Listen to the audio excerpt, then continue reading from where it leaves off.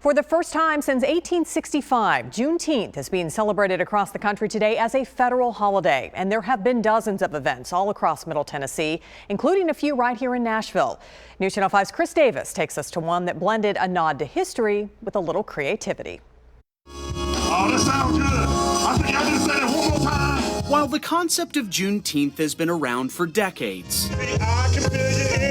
how to celebrate it on a national level is still being composed. Let's go! Let's go! That's why, in addition to information booths, speakers, and music, the Tennessee Alliance for Progress couldn't think of a better way to commemorate emancipation.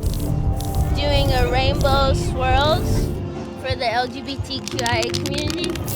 Than with a little artistic participation. I do a lot of swirls, and they help me just calm down and just process everything and just slow down, you know. These letters that stretch longer than a football field have been here since last October. But just days after Black Lives Matter was painted on Woodland Street, several cars did their best to smudge the paint. I'm honestly not surprised, but I'm still really upset that it happened. This event was all about bringing those words back to life. I feel like it's really important for younger kids to have something like this to look at, and for the city to be able to show this type of representation, you know, because we don't have that much like this here. And they did just that with volunteers and noted artists in the community. I like to oil paint, I do portraits. But TSU student Monica Hardy says Nashville needs to make sure all of this isn't just lip service. Getting a holiday established, that is nice, but I think we're wanting more too as well. So I think this is a first step, and then maybe more steps will be taken, because I feel like we'll be heard more and looked at as a human more. Which is why these volunteers, long after they're back home, plan to make sure both the mural and the holiday stay on message. A lot of people just think we're just a race, but we're much more than a race. It's a culture. So we're trying to get diversity in Nashville and expand Nashville out. Chris Davis, News Channel 5.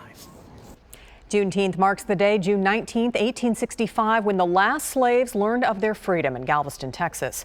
Earlier this week, President Biden signed legislation making Juneteenth our newest national holiday. In downtown Nashville, people celebrated Juneteenth by dedicating the new National Museum of African American History. The free block party featured live music, food, and vendors, and organizers hope the event helps spread the word about the museum. They said the timing for the dedication was perfect. Juneteenth has been here, but I think right now is the time where everyone across the nation is really understanding the history of it. And so I'm just so excited for it. I'm so excited that we're able to celebrate the museum's opening on this occasion. Absolutely.